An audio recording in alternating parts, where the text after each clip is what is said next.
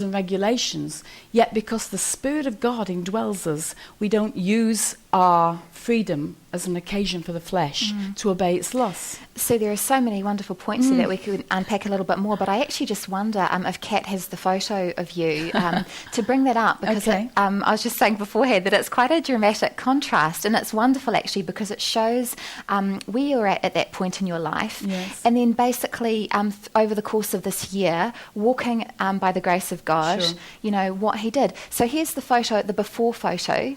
Now this was this at the point where you were 14 stone, you had tipped 14 stone? Yes, that photograph was taken on the Isle of Malta. Oh, okay. So it was very definitely at the point of what I remember as being my highest weight. Right. Yeah.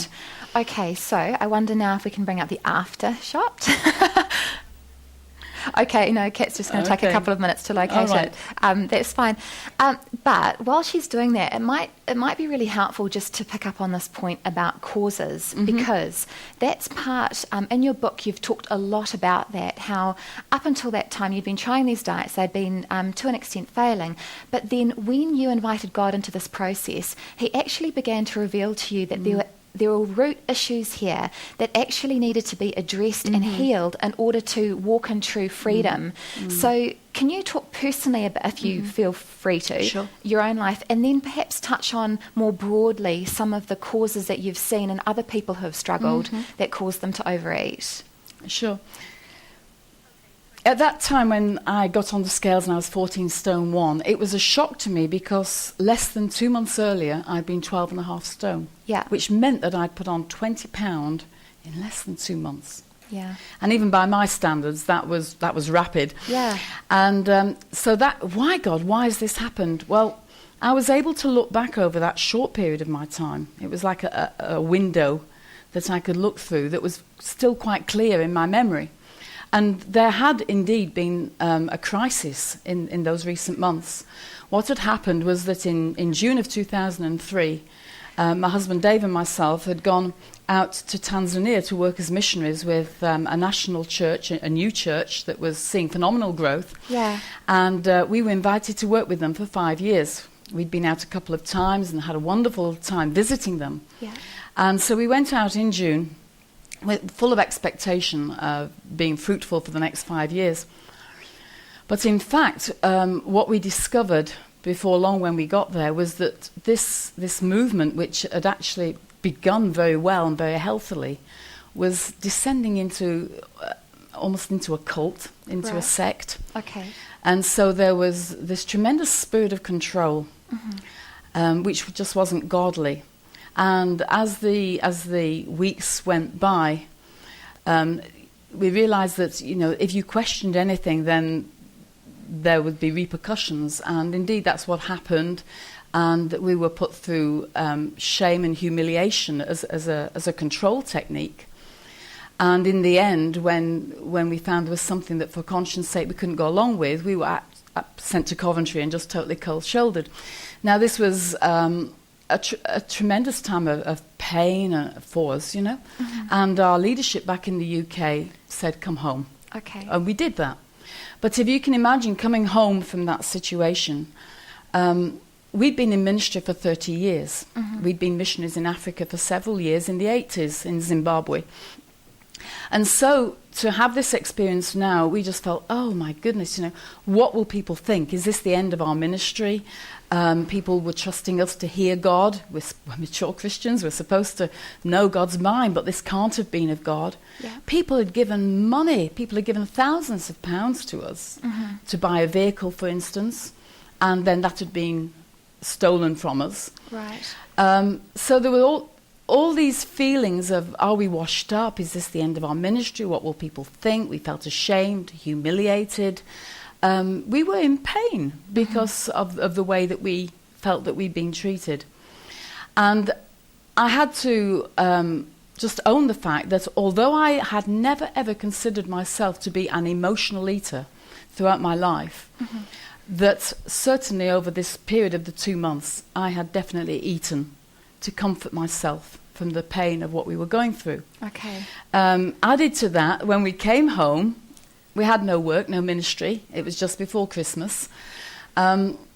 and we were living in someone else's house because our own home had been rented out. Yeah. So that meant that I was bored. That's a big one. You know, a big one, yeah. So I ate as well out of boredom. It was Christmas and the shops were full of all like it is now, like it's beginning now, all this sort of special high-calorie, low-nutrient food that the supermarkets are full of. And having been in a country where food was plentiful, but there wasn't a tremendous variety, to suddenly come back and be faced with it all again after 6 months, you know, there was that feeling of, oh, wow, you know, gosh, I haven't tasted that for months.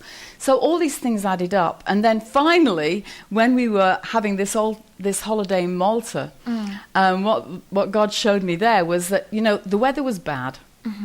And the hotel wasn't that special, to be honest. And the island wasn't very pretty in January, by our way of reckoning. But the one thing that this holiday had going for it was that all the meals were buffet, and you could eat as much as you wanted. And this mentality just sort of clicked in that said, get your value for money. Yeah. You've paid for this holiday, you know, you've got to get something out of it. And I remember eating, going down for breakfast, being still stuffed from the night before and thinking, but I paid for it, I'm going to eat it. Yeah. Which is such a silly way of looking at it, but I realised that was part of my whole mentality, that part of what God had to deal with in my life. So I could see reasons, some emotional, some to do with just inappropriate thinking, really, that had caused me to put on all that weight. Actually, I mean, there's a lot that you've mentioned there, Sue, and I'm sure that many people could relate to maybe one or all of those things. So, you know, there's the area of disappointment, disillusion over a life experience, the pain that brings. There was coming back and seeing all of this variety of food that you know, just really wanted to kind of indulge in just for a season. I think many people can relate to that. So there was that. And then, you know, you've touched on boredom. I think that's huge, actually. And I know that you've got a survey that we're hoping to look at a bit later on that will touch on that. But then lastly, you're also touching on attitudes towards food and just, you know, that way of thinking, oh, you know, I should get my money's worth in this situation. I'm sure many of us can relate to that. But I mean, you see what happens when all of these things kind of come together. Yeah. Our relationship with food is holistic. Yeah. You know, it involves, people think it's just about the taste or the smell of food, but it goes much deeper than that. We are involved by our mind, our will, our emotions, our inner spirit. Yeah. Every part of our being is involved in our relationship with food. I guess our past as well, our experiences and our upbringing probably play and certainly that attitude of getting value for money will be something that I was taught as a child, and it just, you know, it would serve me well in some situations. It just was not very helpful in that situation. Yeah. But once I had an angle on what had been going on in the last 6 months, then I could look back over my whole life, because I mean, I actually weigh less now than when I was 16. Yeah, wow. So I had problems with food right from an early age. I was never very obese as a child because I was very active. I just love sports, and I think that saved me from maybe having, you know, too much extra weight on me. But if I say that my parents were hoteliers, I was brought up in a hotel, straight away there's an environmental factor there, that the availability of food for me was massive.